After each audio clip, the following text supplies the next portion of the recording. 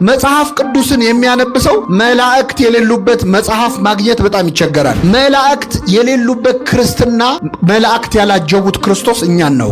አሁን እዚህ ምድር ላይ ሚካኤል ሲባል ደስ የማይለው ሰው ሰማይ ቤት ሄዶ ከማጋ ሊኖር ሚካኤልን፣ ገብርኤልን፣ ኡራኤልን ሌሎቹም መላእክት ሁሉ በተፈጥሯቸው መላእክት ስለሆኑ አይደለም የምናከብራቸው። እግዚአብሔር የለም ለሚሉ ሰዎች ጠባቂ መልአክ አለች። መላእክተ ጽልመት የሚባሉ እንደው እግዚአብሔር ሰይጣንን ምን ነው ባልፈጠረው። እኔ ዛሬ ልነግራችሁ ነው። እግዚአብሔር ሰይጣንን አልፈጠረው። አሁን አንዲት ሴት ልጅ ብትወልድ ልጇ አድጎ ሌባ ቢሆን ይቺ ሴት የወለደችው ልጅ ነው ወይስ ሌባ? እችን ቃል እንዳትረሱ። ሚካኤልን የምናከብረው መልአክ ስለሆነ ሳይሆን የማን መልአክ ስለሆነ ነው? የእግዚአብሔር መልአክ ስለሆነ። በነገራችን ላይ ክርስቶስ በተሰቀለበት በዕለተ ዓርብ እንደ መላእክት የተጨነቀ የለም።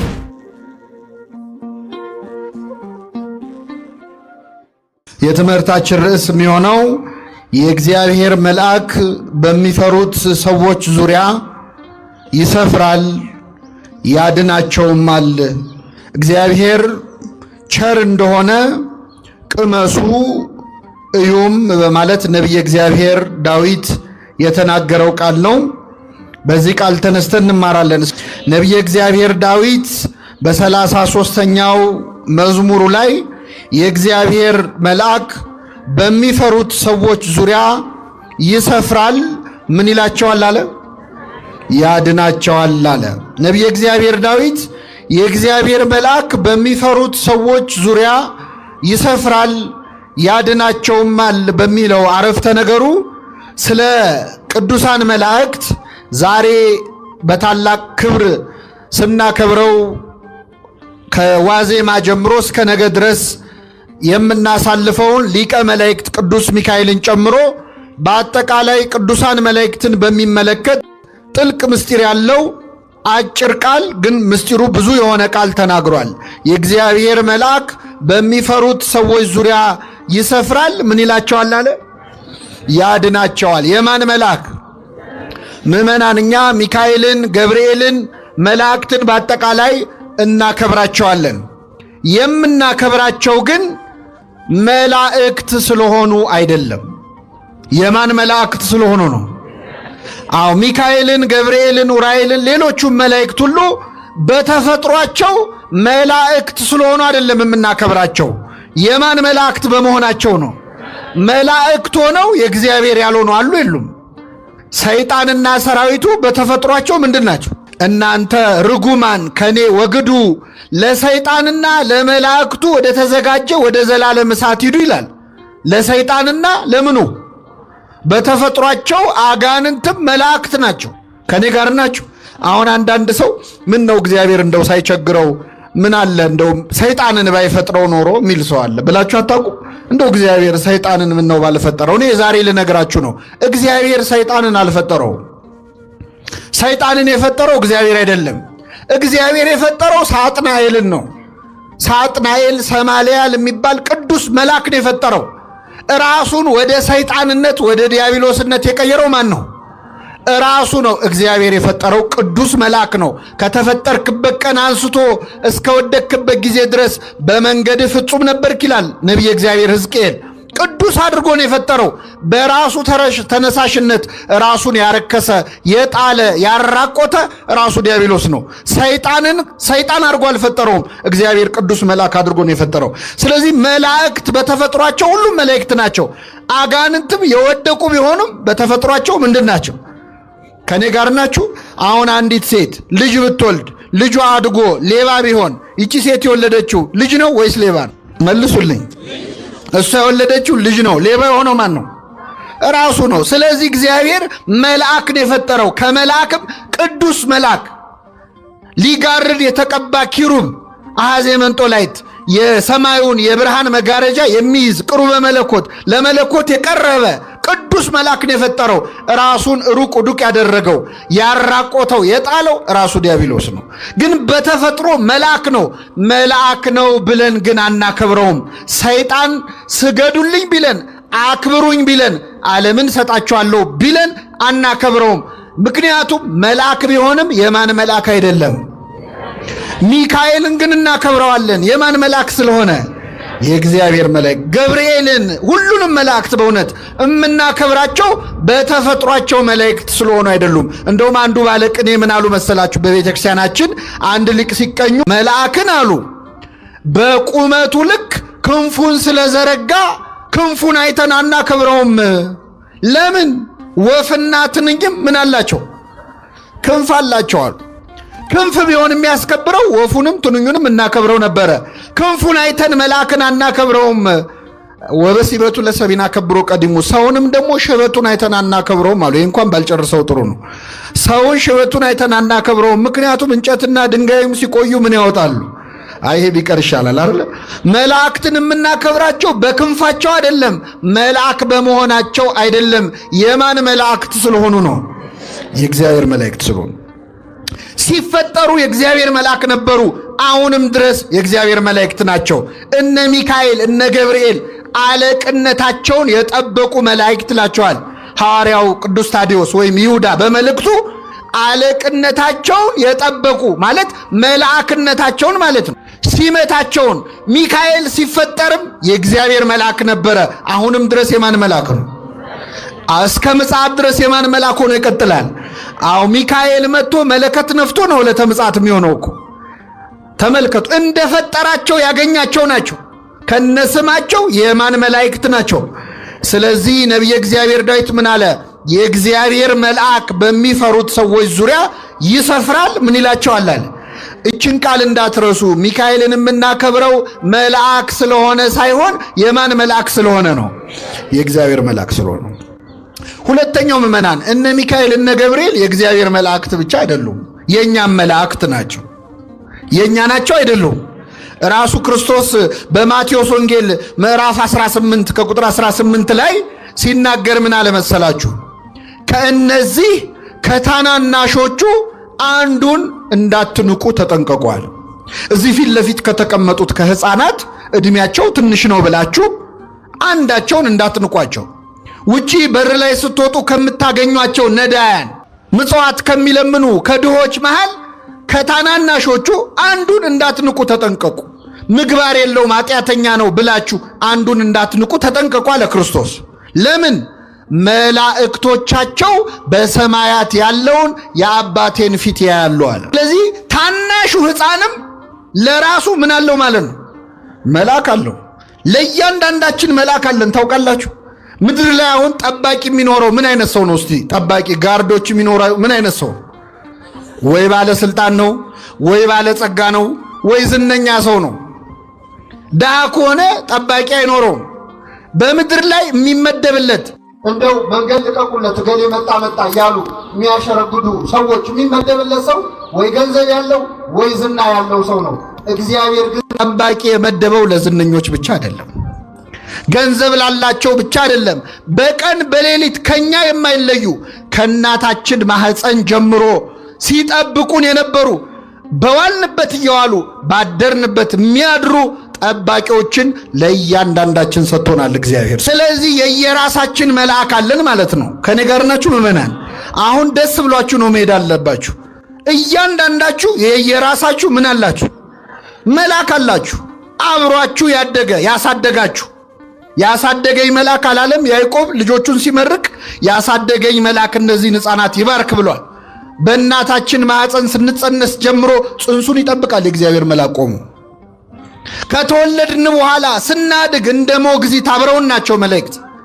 በሕይወት ዘመናችን ኃጢአት ስንሰራ ስለ ኃጢአታችን ያለቅሳሉ፣ ያዝናሉ። በጎ ነገር ስንሰራ ደስ ይላቸዋል። በጎ ስራችንን ይመዘግባሉ። ለማን ሊያቀርቡ? እባክህ ማረው ይቅር በለው ይህ ሰው መልካም ሰርቷል ሊሉ ስለኛ ይጸልያሉ።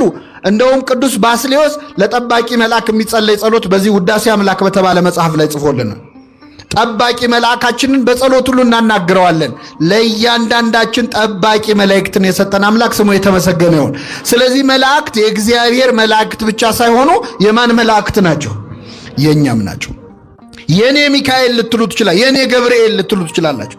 ለእያንዳንዳችን እግዚአብሔር በመዓልት በሌሊት ለኃጥኡ ለጻድቁ ለምእመኑ ለመናፍቁ ለካዱት ሰዎች ሳይቀር ጠባቂ መልአክ አላቸው። በነገራችን እግዚአብሔር የለም ለሚሉ ሰዎች ጠባቂ መልአክ አለች። መላእክተ ጽልመት የሚባሉ ከ99ኙ ነገደ መላእክት መካከል አሉ። መላእክተ ጽልመት የሚባሉ የካዱ ሰዎችን ይጠብቃሉ፣ በቀን በሌሊት ይጠብቃሉ። እነዚህን ጠባቂዎች እግዚአብሔር ስለሰጠን ስሙ የተመሰገነ ይሁን። በእውነት ስለ መላእክት መማር በጣም ያስፈልጋል። ምክንያቱም መላእክት በእርግጥ ስለ መላእክት ያለን ዕውቀት በጣም ትንሽ ነው፣ ግን ወዳጆቻችን ዘመዶቻችን ስለሆኑ ስለ እነሱ ማወቅ ያስፈልጋል። በእውነት ሰው አሁን ውጭ ሀገር ዘመድ አለኝ ብሎ ይኩራራል። መዳል የኔ ዘመዶች እኮ አውሮፓ አሜሪካን ያሉት ብሎ ሰው ኩፍስ ይላል። የሁላችን ዘመዶች ታላቅ ወንድሞቻችን መላእክት በሰማያት አሉ። ስለ እነሱ መስማት ደስ ይላል፣ ስለ ዘመድ መስማት ስለሆነ። መላእክት ከኛ ቀድመው የተፈጠሩ እኛ ስንወለድ ወይም ስንፈጠር እልል ብለው እግዚአብሔርን ያመሰግኑ ነበር። በዚህ በመጽሐፈ ኢዮብ ምዕራፍ 33 ላይ እግዚአብሔር የእግዚአብሔር ልጆች እልል ሲሉ ነበር ብሏል። የእግዚአብሔር ልጆች የተባሉ መላእክት ናቸው። እኛ ስንፈጠር ደስ ሲላቸው የነበሩ ለሰው ቅን የሚያስቡ ጠባቂዎቻችን ናቸው መላእክት። ስለ መላእክት ማወቅ በጣም ያስፈልጋል። መላእክትን ሚካኤልን፣ ገብርኤልን ስናከብር አንዳንድ ሰው ከመጽሐፍ ቅዱስ ውጭ ያለን ይመስለዋል። መጽሐፍ ቅዱስን የሚያነብ ሰው መላእክት የሌሉበት መጽሐፍ ማግኘት በጣም ይቸገራል። በዚህ መጽሐፍ ቅዱስ በምንለው መጽሐፍ ውስጥ ከኦሪት ዘፍጥረት እስከ ዮሐንስ ራእይ ካነበባችሁ ከመጽሐፈ አስቴርና ከትንቢተ ሐጌ በስተቀር መላእክት የሌሉበት መጽሐፍ የለም። በሁሉም መጽሐፍ ላይ መላእክት አሉ። የመጨረሻው መጽሐፍ እንደውም የዮሐንስ ራእይ ነው። በዮሐንስ ራእይ ደግሞ በ22ቱም ምዕራፍ ላይ መላእክት አሉ። መላእክት የሌሉበት ክርስትና፣ መላእክት ያላጀቡት ክርስቶስ እኛ እናውቅ። በክርስትና ውስጥ መላእክት አሉ። ተመልከቱ፣ ክርስቶስ ከመወለዱ በፊት በእመቤታችን ፊት መጥቶ ያበሰረው ማን ነበረ? ቅዱስ። ስለዚህ የሰው ልጅ ድነት የጀመረው በገብርኤል ነው። ጌታ ሲወለድ ሌሊቱን ሙሉ ሲዘምሩ ያደሩት እነማን ናቸው? መላእክት ናቸው። ሲወለድ የዘመሩት እነሱ ናቸው። 40 ቀን 40 ሌሊት በገዳመ ቆሮንቶስ ጾሞ ጸልዮ በዲያብሎስ ተፈትኖ ዲያብሎስን ድል ከነሳ በኋላ መላእክት ቀርበው አገለገሉት ይላል። ክርስቶስ ከመላእክት ተለይቶ አያውቅም። ወደ ምድረ በዳ ሲሄድ መላእክት አብረውት ነበሩ ይላል። በዕለተ ዓርብ በተሰቀለ ጊዜ መላእክት እኮ ነበሩ። በነገራችን ላይ ክርስቶስ በተሰቀለበት በዕለተ ዓርብ እንደ መላእክት የተጨነቀ የለም። በጣም ተጨንቀዋል። ምን አስጨነቃቸው መሰላችሁ? እነሱ በሰማይ በሁለት ክንፋቸው እግራቸውን በሁለት ክንፋቸው ፊታቸውን ሸፍነው ቅዱስ ቅዱስ እያሉ እየተንቀጠቀጡ ያመሰግኑታል አይደለም? እነሱ ተንቀጥቅጠው የሚያመሰግኑት አምላክን ፊቱን ማየት አይገባንም የሚሉት አምላክ ፊቱ ላይ ምራቅ ሲተፋበት ተመልክተዋል። ፊቱን በጥፊ ሲመታ ተመልክተዋል። ተንቀጠቀጡ በዕለተ ዓርብ። አሁን ሌሊት ዛሬ ሲባል እንደምትሰሙት ጌታ ሲሰቀል ሚካኤል ዝም አለ፣ ገብርኤል ደግሞ ተደነቀ። እንዴት ያለ ትዕግስት ነው ብሎ ማለት ነው። እንደውም ቅዱስ ገብርኤል ሰይፉን አነሳ፣ የእግዚአብሔር ቸርነት ከለከለችው፣ ሰይፉን ጣለው ነው የሚለው። ሰይፉ ምድርን ሰንጥቆ እስከ ምጽአት ድረስ እየሄደ ነው። ለመላእክት አስጨናቂ ቀን ነበረ በዕለተ ዓርብ። እርቃኑን ሲገፉት፣ በአደባባይ የሾህ አክሊል ሲደፉበት ቅዱስ ሚካኤል ቅዱስ ገብርኤል ተጨንቀዋል። ሰራዊተ መላእክት ተረብሸዋል። እርቃኑን በአደባባይ ሲሰቀል በክንፎቻቸው መጥተው ስጋውን ሸፍነውታል። ስለማይታዩ እኛ እርቃኑ ተሸፍኖ አልታየን። አው መጥተው ስጋውና ደሙን ሸፍነውታል። መላእክት በተጨነቀ በጸለየ ጊዜ የሚያበረታው መልአክ ታየው ይላል። ተመልከቱ፣ ክርስቶስ ሞትን ድል አድርጎ ሲነሳ ደግሞ በመቃብሩ ግራና ቀኝ ቁጭ ብለው የታዩት እነማን ናቸው? መላእክት ናቸው። መላእክት የሌሉበት ክርስትና፣ መላእክት ያላገለገሉ ክርስቶስ የለም። እኔ መላእክትን የሚጠሉ ሰዎች በእውነት ልቡን አይስጣቸው። ምክንያቱም መላእክት የሌሉበት ክርስትና የለም። በጣም ይገርማል። ጌታ ወደ ሰማይ ሲያርግ ደግሞ በእልልታ ያጀቡት እነማን ናቸው? መላእክት ናቸው። መላእክት ከክርስቶስ አጠገብ ናቸው ሁልጊዜ። መላእክትን ጠልታ አይሆንም ያለነሱ። እግዚአብሔር ቢፈቅድልህ ደግሞ ወደ እግዚአብሔር መንግስት ስትሄድ ከነማን ጋር ነው የምትኖረው? አሁን እዚህ ምድር ላይ ሚካኤል ሲባል ደስ የማይለው ሰው ሰማይ ቤት ሄዶ ከማን ጋር ሊኖር ነው? ወይስ እዛም ለብቻ አዳራሽ መስራት ይቻላል? አይቻልም። እግዚአብሔር ልቡን አይስጣቸው። እኔ በጣም አንድ ነገር ልንገራችሁና ወደ ቀጣዩ ነጥብ እመጣለሁ። የመጀመሪያዎቹ ክርስቲያኖች እንደውም ከመላእክት ጋር ከነበራቸው ፍቅር የተነሳ አንድ ያደረጉን ነገር አለ። አንድ ጊዜ ምን ሆነ? ከሐዋርያት መካከል ሐዋርያው ቅዱስ ጴጥሮስ እስር ቤት ገባ ይላል የሐዋርያት ሥራ። ጴጥሮስ ታስሮ እያለ በዚያን ዘመን የነበሩ ክርስቲያኖች አዝነው ቤት ውስጥ ቁጭ ብለው ያወራሉ። ከታሰረ ቀጥሎ መገደል ስለሆነ የሚጠብቀው እንደው ነገ ይገሉት ይሆን ከነገ ወዲያ ይገሉት ይሆን እያሉ በር ዘግተው በማታ ተሰብስበው በጭንቀት ያወራሉ። እያወሩ እያለ እኩለ ሌሊት ላይ የቤቱ በር በኃይል ተንኳኳ። ድንገት ሲንኳኳ ሮዴ የምትባል የቤት ውስጥ አገልጋይ ነበረች። ውጭና ክፈቺ ብለው ላኳት። በሩ በኃይል ይንኳኳል። ይች ሴት ሄደችና በሩን ከፈተችው። ከፍታው ማን እንደሆነ ስታይ መልሳ ደንግጣ ዘጋችው። ከዛ ተመልሳ መጣች። ምን ነው አሏት። አረ በር ላይ ጴጥሮስ ቆሟል አለች። ማን ቆመ? ጴጥሮስ የት ነው ያለው ብያቸዋል። አረ ተሳስተሽ ነው፣ ጴጥሮስ አይመስለንም፣ ምናልባት የጴጥሮስ ጠባቂ መልአኩ ሊሆን ይችላል አሉ። መልአክ ሊሆን ይችላል አሉ። ከኔ ጋር ናችሁ? ምን ሊሆን ይችላል? እስቲ አትዋሹ ምእመናን። አሁን ሌሊት በራችሁ ቢንኳኳ መልአክ ሊሆን ይችላል ብላችሁ ተገምታላችሁ? ማን ሊሆን ይችላል ብላችሁ ነው የምታስቡ? ወይ ሌባ ነው አይደለ? ወይ መርዶ ነው።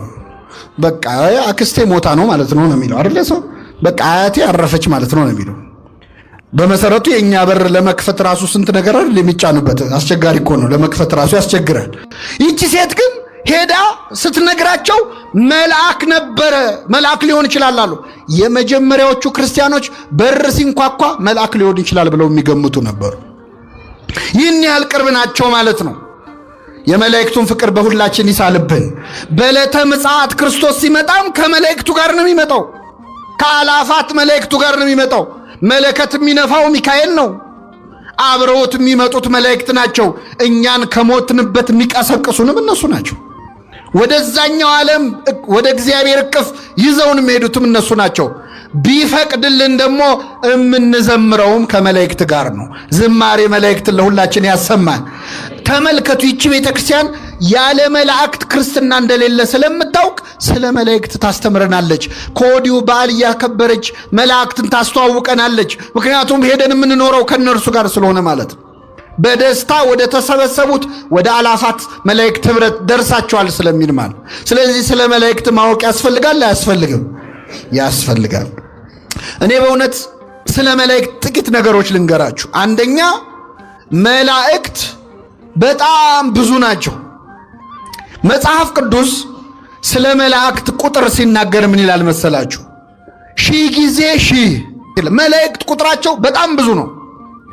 መላእክት ስንት እንደሆኑ ቁጥራቸው ማወቅ ከፈለጋችሁ ግን እኔ ቀላል ሂሳብ ልነግራችሁ ነው ዛሬ። እግዚአብሔር ዓለምን ሲፈጥር ሰው ሲፈጥር መጀመሪያ የፈጠረው ሰውዬ ማን ነው? ማንን የፈጠረው? አዳም አይደል? ከአዳም አንስቶ እስካሁን ድረስ የሞቱ ሰዎች አሉ አይደለም? መቃብር ውስጥ ያሉ የሉ? ብዙ ናቸው። በጣም ጥሩ። አሁን ምድር ላይ ያለው የሰው ልጅ ስንት ነው? 8 ነው 9 ቢሊዮን ደረስን አሉ። 7 ቢሊዮን ነው? ጥሩ ነው ይሁን። 7 ቢሊዮን ሰው አለ ምድር ላይ። ካሁን በኋላ አሁን ያለነው ስንሞት ደግሞ ከዚህ በኋላ የሚወለዱ እስከ ጌታ ምጽአት ድረስ ደግሞ አሉ አይደለም? ከመጀመሪያው ሰው አዳም አንስቶ እስካሁን የሞቱት ሰዎች ከሞት ቢነሱ አሁን ምድር ላይ ያለው 9 ቢሊዮን ህዝብ ደግሞ 7 ቢሊዮን ህዝብ ደግሞ የተኛው ከእንቅልፉ ተነሳ ቢባል ሁሉም ቢቆም ከዚህ በኋላ ደግሞ እስከ ምጽአት ድረስ የሚወለዱ ልጆች አሁኑኑ ቢወለዱ ለእያንዳንዱ ሰው በራሱ ጸጉር ልክ መልአክ ይደርሰዋል። ተመልከቱ፣ አሁን መላእክትን መቁጠር አይቻልም ማለት ነው። ብዙ ናቸው። ሌላው አባቶቻችን ሲገልጹ የመላእክትን ቁጥር ዓለም ከተፈጠረ ጀምሮ ዝናብ ሲዘንብ ነበር አይደል? ከዘመነ ኖህ ጀምሮ እንኳን ይዘንብ ነበር። ዓለም ከተፈጠረ አንስቶ እስካሁን የዘነበው ዝናብ ጠብ ጠብ ጠብ ያለው ነጠብጣቡ ቢቆጠር መላእክት ከዛ በላይ ናቸው። በአጠቃላይ መላእክት ብዙ ናቸው ማለት ነው። አሁን ይህንን ትምህርት ስናገር መላእክት ብዙ ናቸው ስል አንዳንድ ሰው እዚህ ቁጭ ብሎ እኔ ኑሮ አናቴ ላይ ወጥቶብኛል፣ መላእክት ብዙ አነሱ፣ እኔ ምን አገባኝ ልትሉ ትችላላችሁ። እነዚህ ሁሉ መላእክት ከማን ጋር ናቸው? ደስ ይላል አይልም? አዎ። ከዝናብ ነጠብጣብ በላይ የሆኑ ወገኖችን የሰጠን ማን ነው? እግዚአብሔር ነው። ብዙ ናቸው መላእክት። ስለዚህ ከዚህ መሃል እኔ ወገን የለኝም፣ አባት እናት ወንድም እህት የለኝም ብሎ የሚያዝን ካለ ኧረ ብዙ ናቸው ዘመዶችህ፣ ኧረ ብዙ ናቸው ወንድሞችሽ እህቶችሽ። መላእክት ጾታ የሌላቸው እንደ ወንድም እንደ እህት የሚሆኑ እነ ቅዱስ ሚካኤል እነ ቅዱስ ገብርኤልን የመሳሰሉ ተቆጥረው የማያልቁ ዘመዶችን የሰጠን ማን ነው? እግዚአብሔር ነው። ከኛ ጋር ያሉት ከነርሱ ጋር ካሉት ይበልጣሉ ብላችሁ መደሰት አለባችሁ።